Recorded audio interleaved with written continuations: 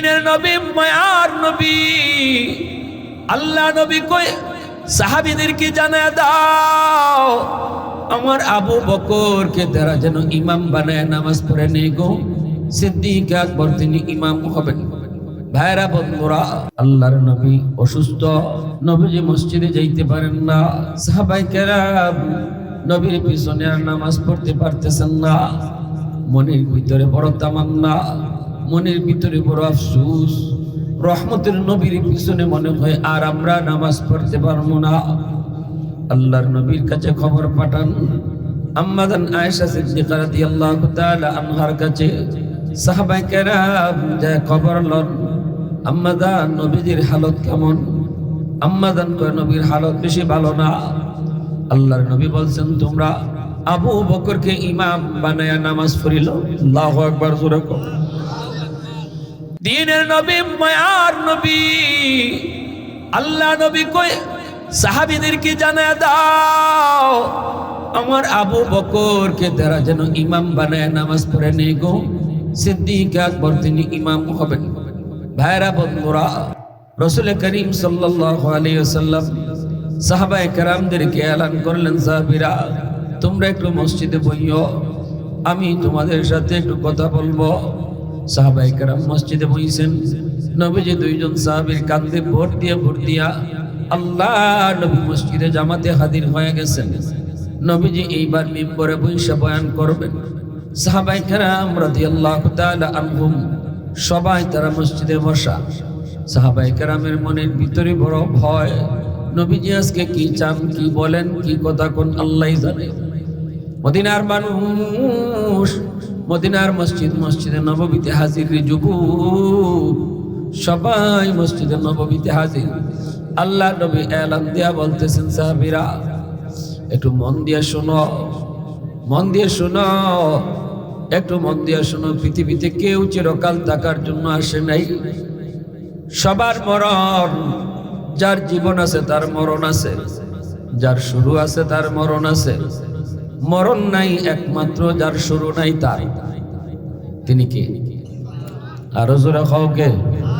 वहदत की हिफाजत नहीं बेक़ुव्वत बाजू,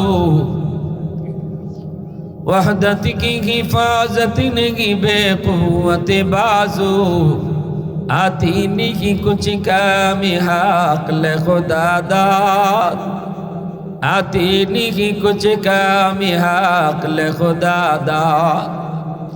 ऐ मर्द खुदा तुझको क़ुव्वत नहीं हासिल, जा बैठ किसी गार में अल्लाह को कर याद, जा बैठ किसी गार में अल्लाह को कर याद।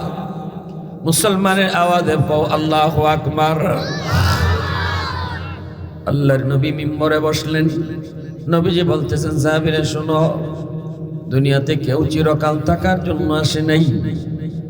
চিরকাল থাকার জন্য কেউ আসে নাই, কেউ চাইলেও থাকতে পারবে না। সৃষ্টি যার, শেষও তার, শুরু যার, শেষও তার, জন্ম যার, মৃত্যু তার। আমার আগে সকল নবীর এই দুনিয়া থেকে বিদায় নিয়েছেন, আমিও বিদায় নিব। তবে মনে হয় আমি বেশি দিন আর তোমাদের মাঝে থাকার সুযোগ নাই। বেশি দিন মনে হয় আমি আর বাঁচব না। আল্লাহর নবী, রহমতের নবী বলেন, এই অবস্থায় আমি আল্লাহর দরবারে হাজিরা দিব। আল্লাহ পাকের হক যদি বান্দা নষ্ট করে, আল্লাহ সেটা মাফ করে দিবে। চাইলে আল্লাহ মাফ করে দিবে। এক ওয়াক্ত নামাজ কাজা হয়েছে, আল্লাহ চাইলে সেটা মাফ করে দিবে। একটা রোজা কেউ কাজা করছে, আল্লাহ চাইলে সেটা মাফ করে দিবে। কিন্তু আল্লাহর নবী বলেন, উম্মতের দল, যদি কেউ কারো মানুষের হক নষ্ট করে, কোন মানুষের হক যদি কেউ নষ্ট করলো, মানুষের কোনো পাওনা দাওনা যদি লইয়া কবরে গেল, মানুষের ইজ্জত নষ্ট করলো, কারো ধন দৌলত সম্মান ইজ্জতের উপরে হামলা করলো, এই মানুষটা যতক্ষণ পর্যন্ত ওই মানুষটার হক ফিরে না দিবে, ততক্ষণ পর্যন্ত আল্লাহ তারে মাফ দিবেন। এর নাম হলো বান্দার হক। যেটাকে হকুল ইবাদ বলা হয়। মানুষ মানুষের হক যদি নষ্ট করে যুবক, এই হকটা আল্লাহ পাক কখনো মাফ দিবেন না। তুমি অন্যের জমি দখল করে নিয়েছো, তুমি কারো জমি দখল করেছো, কারো আইল কাটছো, কারো জমির পানি তুমি নিজে লয়ে আইছো। তোমার গায়ে শক্তি বেশি, তোমার গোষ্ঠী বড়, তোমার ক্ষমতা বেশি, এজন্য কারো উপর জুলুম করেছো।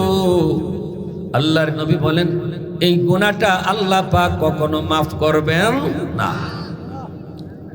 কিয়ামতের ময়দানে আল্লাহ কইব, বান্দা এই বিষয়টা আমি আল্লাহর না, এটা আমি জানি না, এটা আমার বিষয় না। যার সাথে তোমার মামলা তার কাছ থেকে মাপ নাও। আমি আল্লাহর আদালতে সে মামলা বসায় দিল, আমি আল্লাহর আদালতে তার মামলা, এই মামলার ব্যাপারে আমি কিছু বলবো না, তার কাছ থেকে তুমি মাফ নাও।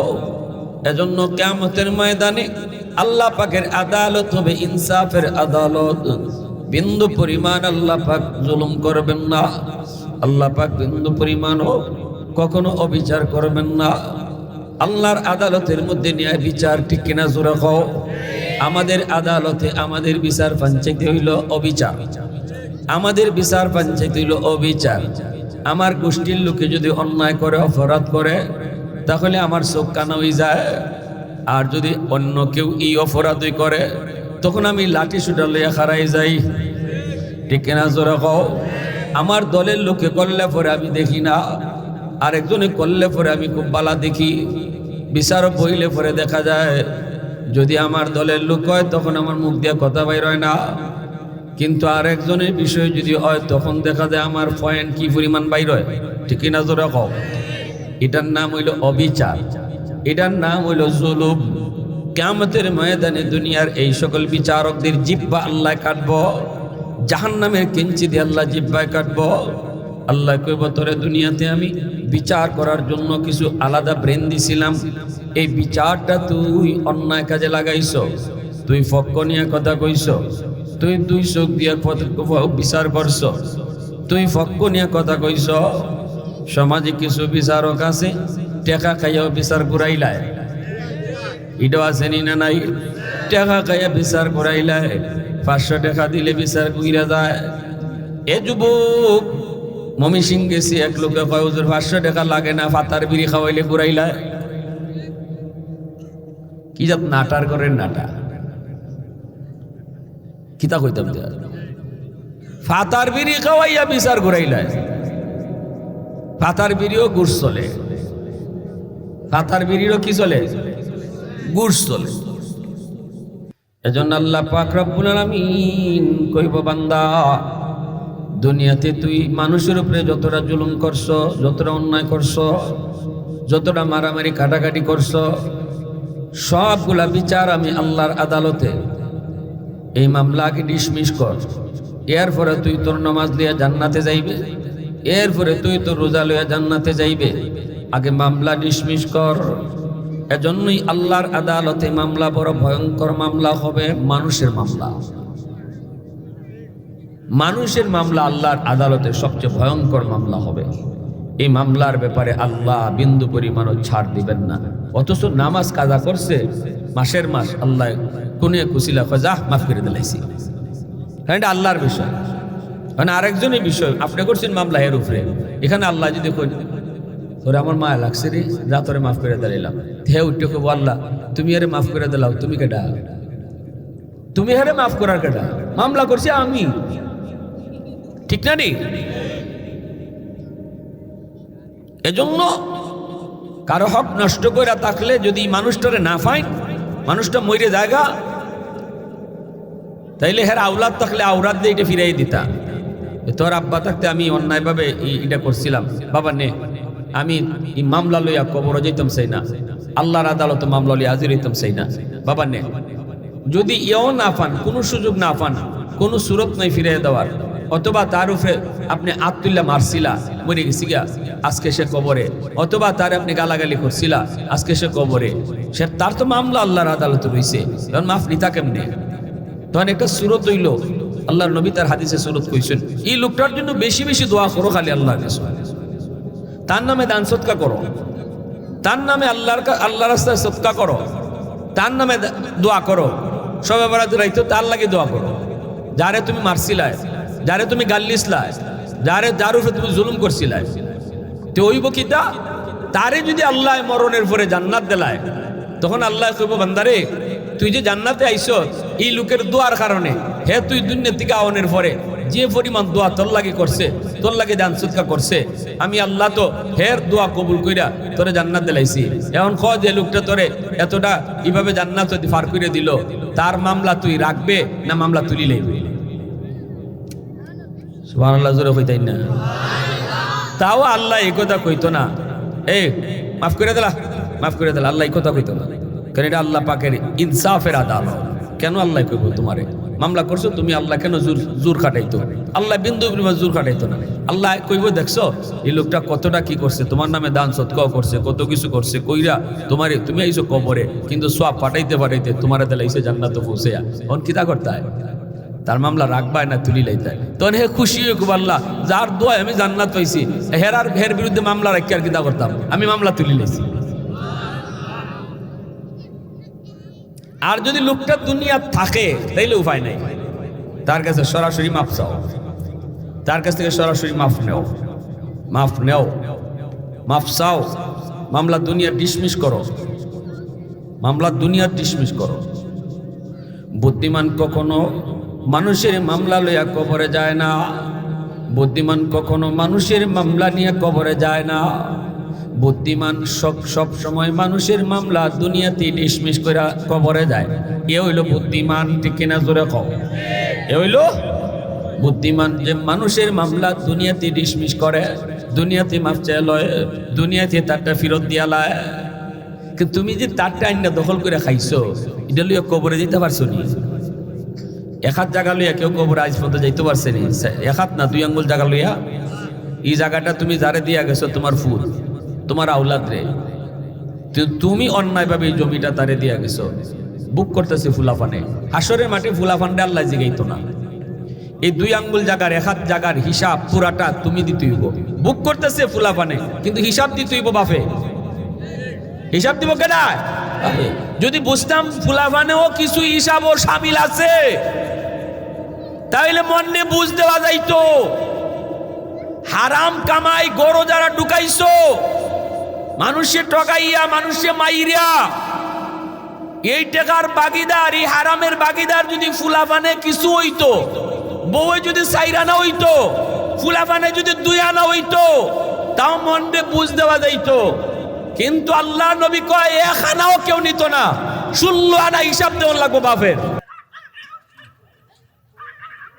তাইলে আমি এটা বুঝার পরেও, এই বুঝটা, এই ওয়াজটা শোনার পরেও, যে মানুষ আরেকজনের ঠকাইয়া, আরেকজনের মাইরা, সিটারি কইরা, বাটফারি কইরা, জোর কইরা সম্পদ ভোগ করে খাইতেছ, আর হিসাব দিবাই তুমি একা, কেউ তোমার হিসাবে সামিল হইতো না। এটা জানার পরেও যে হারাম করে, হারাম আনে, হারাম খায়, এ দুনিয়াতে আস্থা বলদ। এ বুদ্ধিমান না বলদ? তোমরা কও বুদ্ধিমান না বলদ? বলো। দুনিয়াতে আস্থা বোকা, তার চেয়ে বোকা আর কেউ নেই। তরকারির ভাত রান্দা হইছে 1 পাতিল, সব ভাত কি তা একলা খাইলাইনি, 10 জনে খায়, ঠিক না?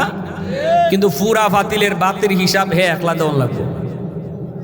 যে তুই যে সুদের টাকা দিয়ে আনি না ভাত রাঞ্চ, এই পুরা পাতিলের হিসাব তুই দেব। এই কথা এক সময় কইলে হইতো না, আল্লাহ আমি তো 2 প্লেট ভাত খাইছি মাত্র, বাকি ভাত তো সকল তা খাইছ। আল্লাহ কইব হেরা খাইছে ফাও ফাও, হেরার আধা প্লেটের জবাব হিসাবও দেওয়া লাগতো না। তুই আইনে ঢুকাইছ হারাম, তোর হারাম টেকা দিয়ে চাউলাইছে, তোর হারাম টাকা দিয়ে ভাত রান্ধা হইছে। অতএব পুরা পাতিলে হিসাব দিবে তুই, খাইব 10 জনে, হিসাব দিব আমি একা। ঘর বানাইছি হারাম টাকা দিয়া, ই ঘরের 1 রুমও থাকে আমি, বাকি রুমও থাকে হগলে। আল্লাহ কয় সব রুমের হিসাব তুই একা দিবে, বাকি 9 রুমও মানুষ যে থাকছে ফাও ফাও থাকছে, এর কাছ থেকে হিসাব আমি নিতাম না, হিসাব দিবে তুমি একা। এই জিনিসটা বুঝার পরে কখনো কেউ কোনোদিন হারাম টাকা দিয়া ঘরের সব রে খাওয়াইবার কথা না। আস্থা বুকা। বসো বসো।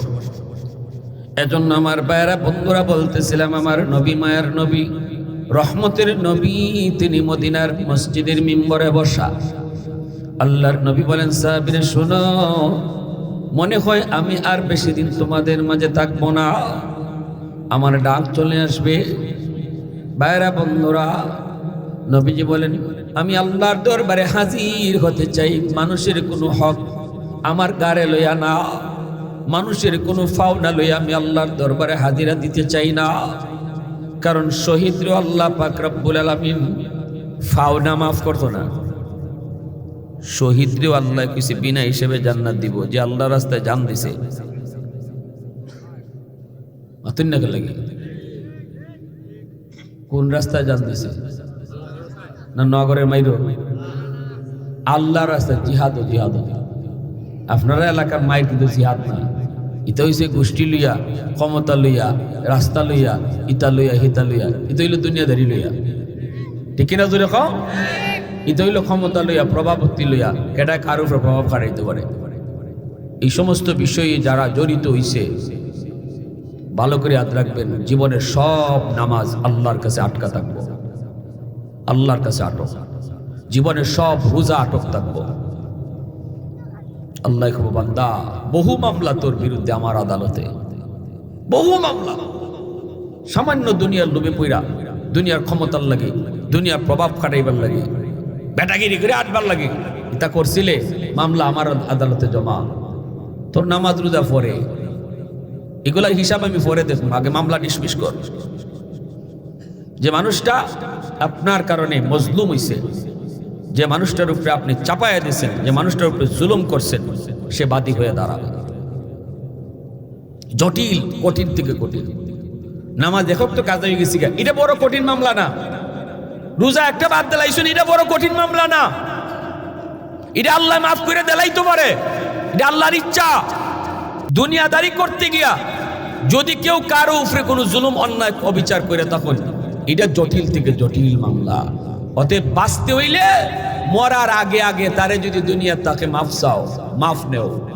বাইরে কোনদিন মরে যায় ঠিক নাই, ভাই যা করছি ভুল করছি অতীতে, ভাই মাফ করে দিলা, আমিও মাফ করে দিলাইছি, মাফ লইলাও। আর যদি লোকটা না থাকে দুনিয়াত কবর জায়গা, তাইলে খালি এর নামে খালি দোয়া করো, দোয়া তোমার নামে কম করো, হের নামে বেশি দোয়া করো, হের নামে সদকা করো, মসজিদ মাদ্রাসা তার নামে দান করো। আর খালি কেউ আল্লাহ আমার বাইটারে তুমি জান্নাত দিলাও। যদি সে জান্নাতি ওই জায়গা, তাহলে তুমি বাচ্চা গেছো, তোমার আটকাইতো না, তোমার আটকাইতো না। যদি সে জান্নাতি ওই জায়গা, আল্লাহ যদি তারা জান্নাত দিলায়, তখন আল্লাহ এটা হুনাই দিব যে তার দোয়ার কারণে কিন্তু তুমি জান্নাত পাইলেছো। মামলা রাখবাই না তুলতায়, তখন খুশির চুটে কইব আল্লাহ আমি মামলা তুলি লেছি।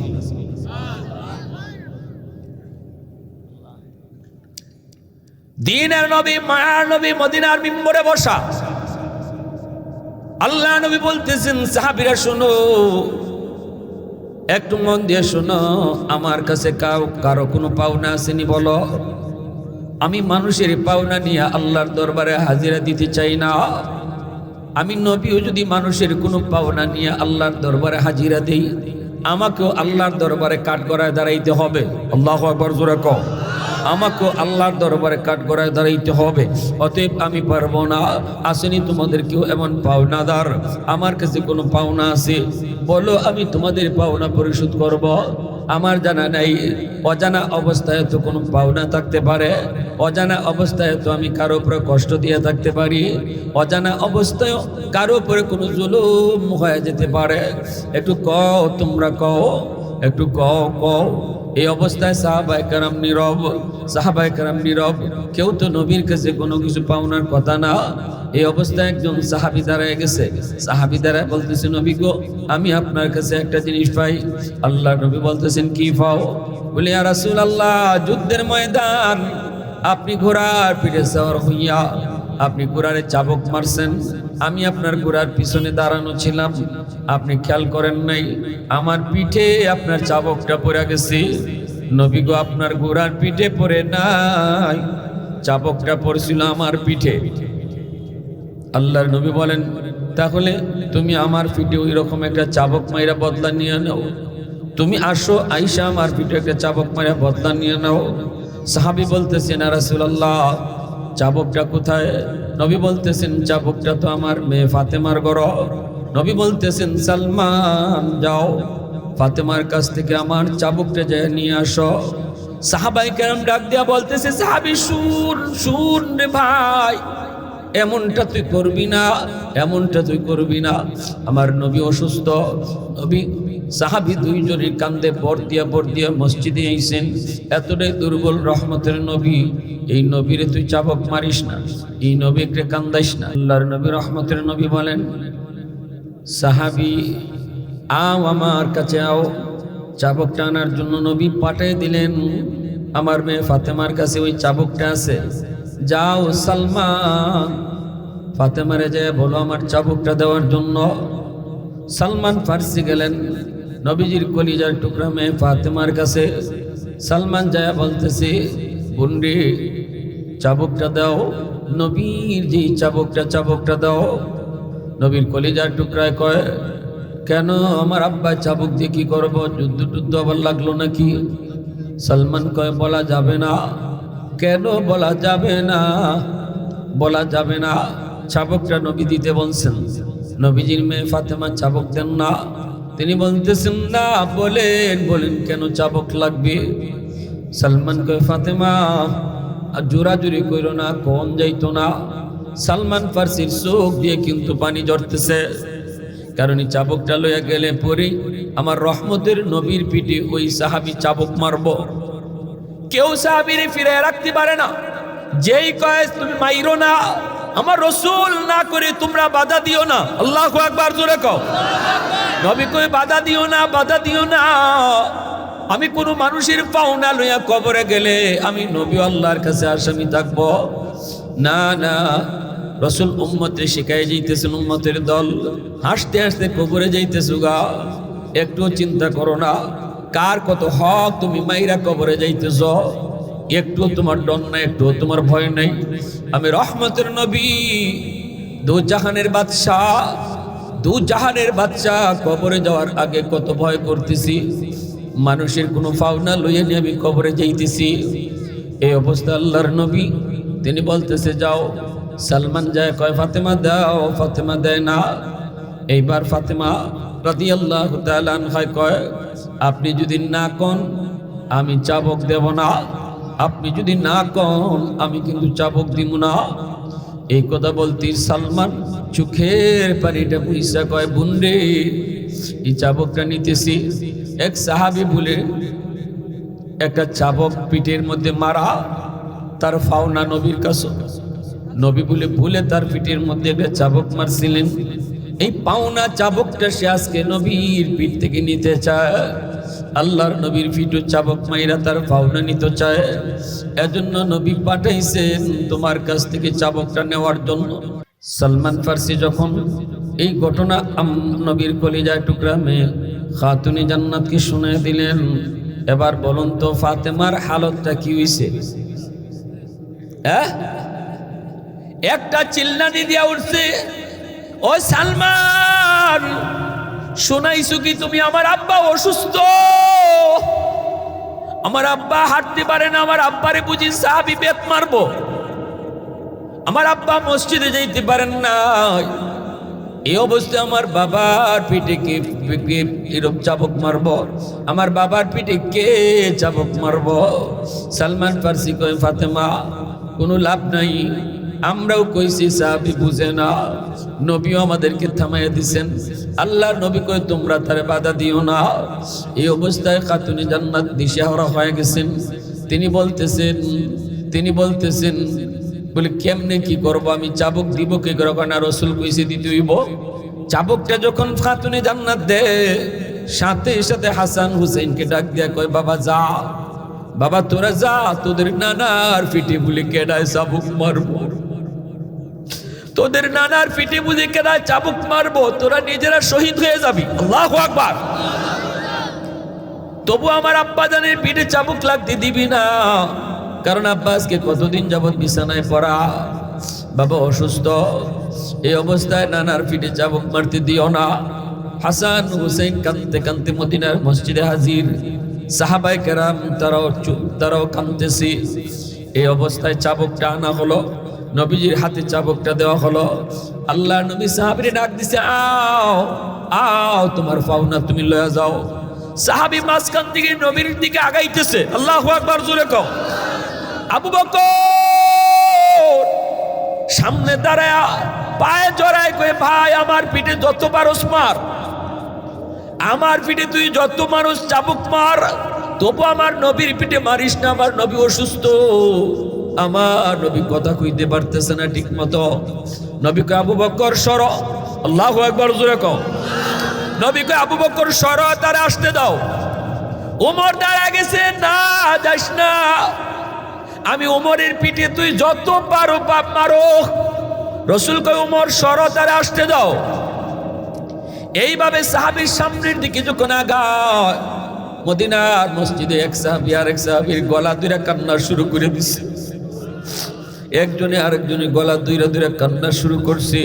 কি হইতেছে, কি হইতেছে, এখন কি হবে? সাহাবী নবীজির কাছে চলে আসছে। আল্লাহ নবী চাবুকটা হাতে দিছে, ইনিও চাবুকটা হাতে নিয়ে নিছে। চাবুকটা হাতে নিয়ে বলতেছে, ইয়া রাসূলুল্লাহ, আপনি যখন আমারে মারছিলেন আমার পিঠে কোনো জামা ছিল না গো নবী, পিঠটা খালি ছিল। আপনার তো চাদর গায়ে দেওয়া, চাদর সরাইতে হবে, পিঠটা খালি করে দিতে হইব। সাহাবায়ে কেরাম আরো হাউমাউ করে শুরু করছে কান্না, একে অপরকে জড়াই ধরে কান্না শুরু করছে। কিন্তু আমার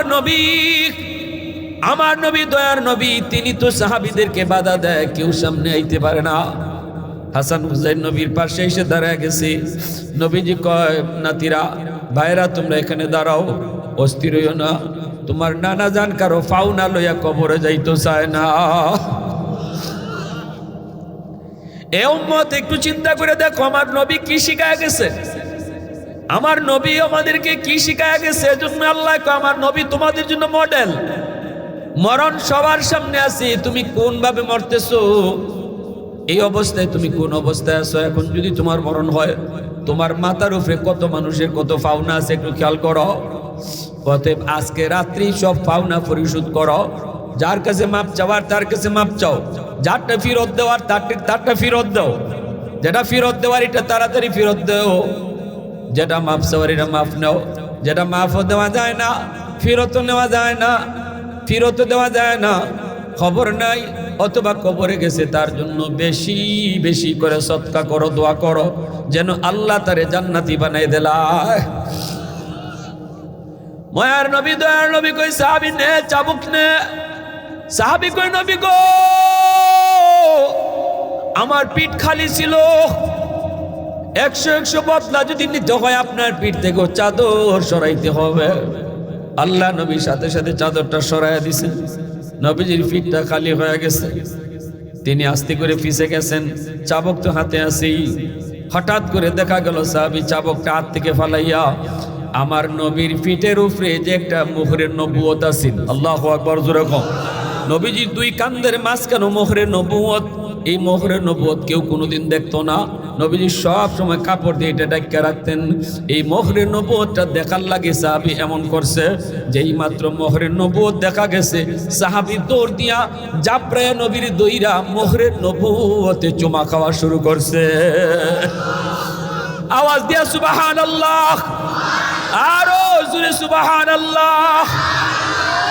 ऐ हबीबे किबरिया तुम पर सलाम, ऐ हमारे दिलरुबा तुम पर सलाम, दिल सदा कहता तुम पर सलाम, ऐ इमामुल अंबिया तुम पर सलाम, मस्जिदे अक़सा में जुमला अंबिया, मस्जिदे अक़सा में जुमला अंबिया, मुक़्तदी थे और विहा तुम मुक़्तदा, मुक़्तदी थे और विहा तुम मुक़्तदा, ऐ हबीबे किबरिया तुम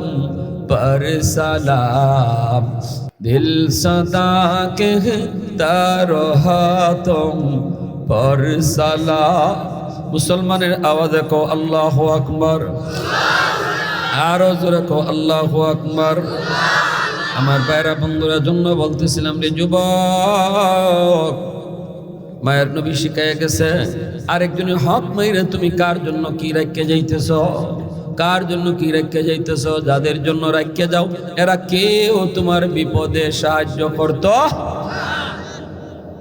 ঠিক না ইয়াউমা ইয়াফিরুল মারউ মিন আখিহি ওয়া উম্মিহি ওয়া আবিহি ওয়া সাহিবাতিহি ওয়া বানিহি লিকুল্লি ইমরিইম মিনহুম ইয়াউমাইযিন শা'নুন ইউগনিহি আল্লাহ পাক রব্বুল আলামিন কয় সবাই কিন্তু সবার থেকে দৌড়াইব কেউ কারো একটু উপকার করতো না বাপে ফুতের উপকার করতো না ফুতে বাপের উপকার করতো না বউ স্বামীর উপকার করতো না স্বামী বউয়ের উপকার করতো না একজন আরেকজন থেকে বাঁকবো একজন আরেকজন থেকে বাঁকবো কেউ কারো উপকারে আসতো না এজন্য নিজামুদ্দিন আউলিয়া বহুত বড় একজন ওলি নিজামুদ্দিন আউলিয়া ওলি তিনি ছিলেন না ছিলেন প্রথমে ডাকাত এত বড় ডাকাত ৯৯টা খুন করা শেষ আর একটা করলেই ১০০ বউরে কয়া গেছে বিবি গো নাস্তা বানাও আরেকটা খুন কইরা আইয়া নাস্তা করমু আরেকটা খুন কইরা আইসা নাস্তা করমু নাস্তা বানাও কইয়া রাস্তার কিনারায় দাঁড়ায় মানুষের অপেক্ষা করে নিজামুদ্দিন আউলিয়া তিনি তো তখন বহুত বড় ডাকাত রাস্তায় দাঁড়ায় আছি মানুষ আইলেই তারা ডাকাতি করব তারে হত্যাও করব তারে মারবো তারে সম্পদ নিব ফায়না আয়না কেউ আয়না শেষ পর্যন্ত একজন বুড়া মানুষ আইতেছে এই বুড়া মানুষটারে পাইয়ে আটকাইছে নিজামুদ্দিন আউলিয়া মনে মনে অনেক গুসা হইছে অনেক গুসা এত দেরি করলো কেন লাগি আইলে সবার আগে তার মাথা ফালাই মুয়ের পরে যেতে আসি নিমু কয় এর মাথা আগে ফালাইমু এই কথা বইলেই গেছে গিয়া কয়ে বুড়া তোরা আমি মারতাম তুই অত দেরি করলে দাইতে কয় কেন কি সে কয় কিতা আছে গাট্টিত কিতা আছে এটা দেওয়া গে এনি কয় গাট্টির মাঝে চিরা আর মুড়ি আছে আমি একজন মুসাফির এটা নিয়ে তোমার কোন উপকার হইতো না কয় গাট্টি খুলো গাট্টি খুললা থেকে ঠিক হয়ে চিরা মুড়ি এমনি বুড়া মানুষটাই কয় তুমি ইটা কাল লাগে করো কইটা আমার বিবি বাচ্চার লাগে করি তুমি যে তোমার বিবি বাচ্চার লাগে ইটা করো এই ডাকাতি করলে যে আল্লাহ নারাজ হয় গুনাহ হয় জাহান্নামে জ্বলতে হয় এটা জানো নি কয় জানি তো কয় যারার লাগে তুমি এটা করো এরা কেউ তোমার বিপদে সাহায্য করবো নি কেন করতো না কেন রক্ত ফানি কইরা রাত্রে দিন বানায়া আমি এরার লাগে সব করি এরা বিপদে সাহায্য করতো না কেন লাগি একটু কি জিগাইয়াও একটু জিগাও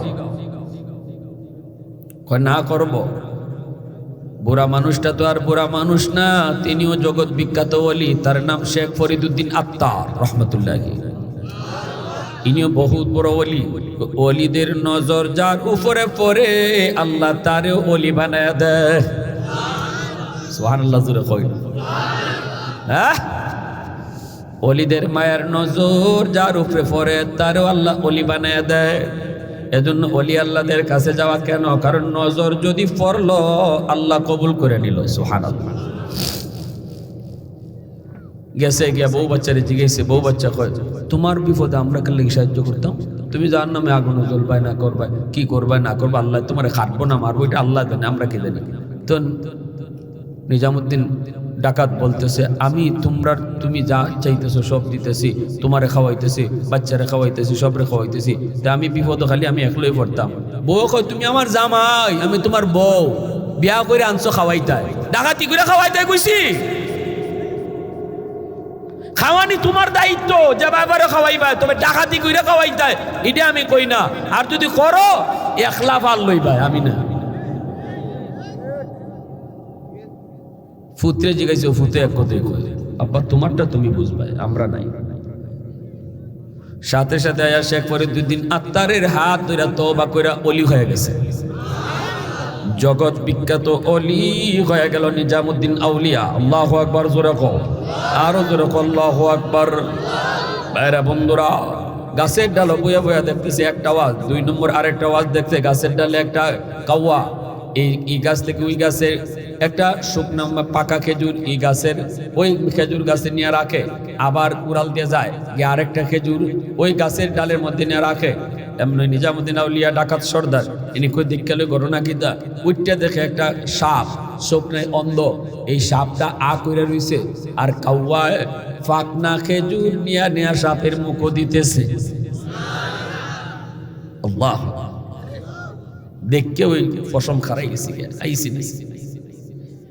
ডাক দিছে, কয় শুন, একটা সাপরে যদি আল্লাহ পাক এইভাবে রিজিক দেয়, অন্ধ সাপ খাইতো পারতো না, খাওন দেখতো না, আল্লাহর উপরে ভরসা করে বই রইছে। আল্লাহ কাউয়ারে কয়, যা তুই তার খাওয়ান ফেটো দিয়া আয়, তুই তার খাওয়ান মুখো ঢুকায় দিয়া আয়। আল্লাহু আকবার, জোরে কও।